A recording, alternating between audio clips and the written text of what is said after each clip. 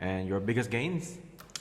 Biggest gains was when I took too much risks. When I took too much risk, I do get the biggest gain from Doge and Shiba. Oh boy. So when the narrative is on meme coin, I think it was 2023 it was early 2024 when Shiba and Doge was rallying up. I bought Shiba and Doge and I did leverage 15 times. I turned $1,000 into $4,000 in like less than a week. I think less than 2 weeks or less than a week, but it's one of my biggest gain in one period, like one short period. It was my biggest gain. But then, I was being greedy.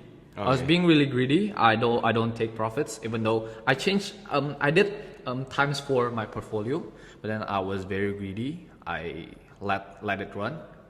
So there was a time when I saw like my portfolio was floating plus 3,000 and my whole portfolio was 4,000 USD. I got into a test, like a mathematic test. I didn't get the time to even see my portfolio because I was doing a test. When I've done the test, it changed from like the biggest bullish engulfing candle I could ever seen in my entire life into a biggest red bearish candle in the Shiba and Doge coin, and I lost like so much. But then if you were talking about like biggest gains, it was Shiba and Doge before my test.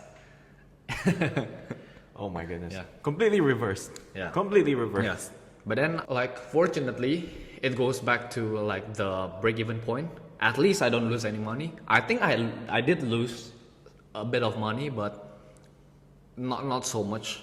Even before it goes back to the break-even point, when I see the red candle and green candle in the 1 minute time frame, it feels like a casino. It really feels like a casino. So when it got to my break-even point, I don't really want to touch leverage anymore because I'm not that smart. So I was not that smart to use leverage. So that was my biggest gain and biggest loss.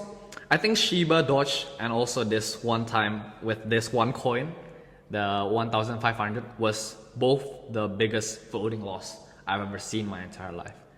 Wow. Thank you. So Kane, aside from studying, looking at company reports and buying crypto or buying stocks, what do you do on your free time? What do you do for fun? Free time, I really like watching podcasts. Oh, you watch podcasts? I really like watching podcasts, especially. I know the guy is really booming right now. Timothy Ronald. Oh yeah. Yeah, he's very booming right now. I think. All Indonesian youngsters. Definitely know him. But even though some people don't really like how he speaks, right? But then, without looking at how he speaks, like the way he structured his words, I think he has very deep insights in the stock and crypto market. And I know I'm dumb. I'm still studying. So there's other than Timothy Ronald, I still look at several other podcasts. Let's say Overpost. Overpost. Oh yeah, Leon Hartono. He has so many people that he has friends with. So like let's say Michael Yo. There's so many podcasts I can't even mention, but I think the most podcasts that I watch is from Timothy Ronald and Overpost. Oh, and Andrew Hakim as well. Well, so Kane, looking back, I first met you when we were studying in Malaysia. Yeah, that's true. So, what do you think would be the biggest difference between the upper education in Malaysia and in the UK? In the UK, Malaysia and the UK. Malaysia the biggest difference. Biggest difference, the network. Yeah, I don't wanna I don't wanna apply this to all universities in Malaysia, and I don't wanna mention any universities in Malaysia, but only in my school in Malaysia, compared to the university in the UK, only in my university and my school. I don't wanna be attacked by any universities in Malaysia or UK. But then the network is very different. People in the UK, they're really, really open-minded with finance and everything in my university. But then going back to my school, I probably should understand because I came to Malaysia on the 3rd grade at high school. So they are not that mature enough to like look at investment and everything. So it is really hard to find friends to talk about like investment, trading and everything. But in UK, it's very easy. It's very easy to find friends that have a lot of insights that you can learn together, the stock market and the crypto market. But again, this is probably only applied to the school in Malaysia that I go to, and this also maybe apply only on the university in the UK that I go to. So please don't attack me, any Malaysian university or school. Thanks a lot, Kane. Lastly, considering the current geopolitical situation, Okay, I like this question a lot. All right. where do you think you see the Indonesian market will be going? I think probably in June, it'll probably be bullish, but then it will go up with the crypto market as well. So there had been,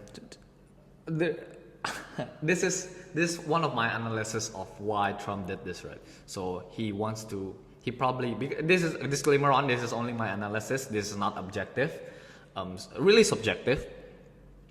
I think that Trump is trying to lower the interest rate so he can refinance the US with a lower interest rate, right? So when the Federal Reserve starts to lower down the rates as well, it's probably on June, because I looked at the Bloomberg terminal. Analysts are saying that there's an 80% probability of the interest rate to be cut at June. So if the interest rate is cut on June and the US dollar is super strong right now, they probably have to weaken the dollar to keep their economic go. How do I say it? They have to move their economy.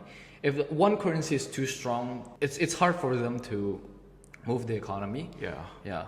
So they probably have to lower the strength of the US dollar as well. So if the interest rate goes down, people have easier access to money, right? So with easier access to money, as we all know, lower interest rate equals to higher probability of risky asset goes up. Yeah, and I think probably in the long run with the Danantara, if it is executed like properly and efficiently and effectively, I think it will go up, because what I see here is that Danantara is trying to achieve the 8% GDP growth in Indonesia. I have to cite this is from Michael Yoh in Overpost. He said that when Korea had their GDP growth to 5.5%, the stock market goes up like crazy. If Indonesia can at least not have their GDP growth at 8%, let's say only 6%, people will have more money, right? Yeah. GDP per capita goes up, right? And there are several like controversial things in Indonesia, like kabur aja dulu. Oh. You know? Yeah. Quite popular. If they really do the kabur aja dulu and then they bring money to Indonesia, there's inflow of rupiah in Indonesia. The currency risk of rupiah is hopefully going down, and also if the judi online, the online gambling is stopped properly, I think it will be really helpful for Indonesian stock market, as the rupiah could strengthen because of the less money outflow, less rupiah outflow. So here's what I think. If there's several factors. Let's say Danantara, if they push GDP at least to 6%, and let's say the rupiah strengthen, it reduces the monetary risk.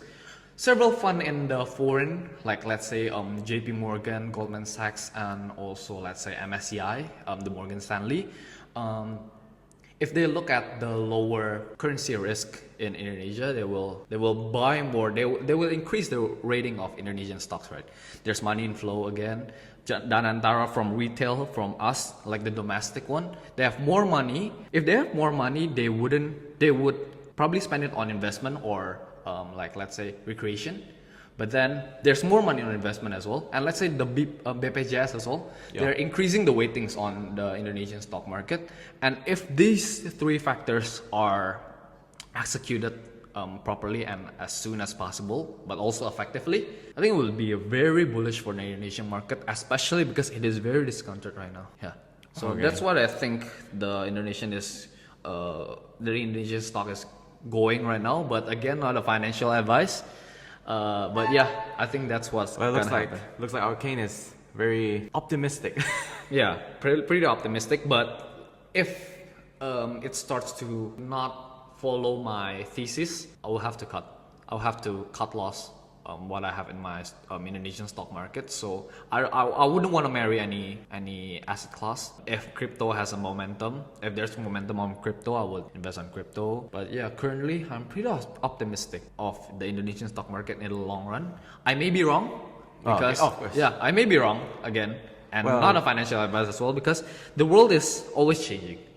Definitely. You could say that you could say today like the Indonesian market is very bullish, but then tomorrow if there's news and everything, you can say like, oh, it's very bearish right now. It's gonna go down to like 4,000 or 5,000. Yeah, things will always change. Yeah, that's why it's very important to have like personal intelligence on the stock market. If you're like, let's say you're looking at us doing the podcast right here right now, don't like, let's say I'm pretty optimistic. Don't go and download your Indonesian stock market application and start investing there.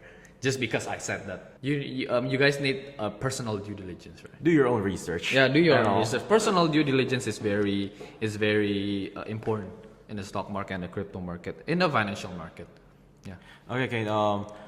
Any last words to the youngsters out there who are all in middle school or high school, who are looking to pursue the same thing as you, asset manager, crypto or stocks? Any last words for them? It's very easy. One sentence. Do some personal due diligence. Oh, okay. Yeah, because there's a lot of financial gurus, financial influencers that pushes the retailers to like Certain directions. yeah, certain directions. I don't know. There's probably from some attention, probably to buy their classes or any, I don't know, any course. Yeah, they have their own like how do I say? They have their own goal. Yeah. So I don't want to say that influencers are they don't, I don't want to say that they don't have insights. They really do have too much insights. I'm still learning. I'm still very dumb in the financial market, but what I want youngsters to do is do some personal due diligence. Like what influencers says might be true, might also not be true. So it would really help you a lot to do some personal due diligence. And probably if you say one thing, I'm gonna add one more. Don't stop learning. Don't stop learning. Like Very there's wise. too much to learn in the financial market. You can look at you can learn about macro, you can learn about micro, you can learn about the financial market, look at the, how do I say, financial institutions. You look at what they're trying to do, what presidents are trying to do, and everything. It's very essential to know what's happening right now and what's the best move to take. Even though it's subjective, the best move might be subjective from people to people, but yeah, it will really help you a lot. So do some personal due diligence and don't stop learning. Yeah. All right.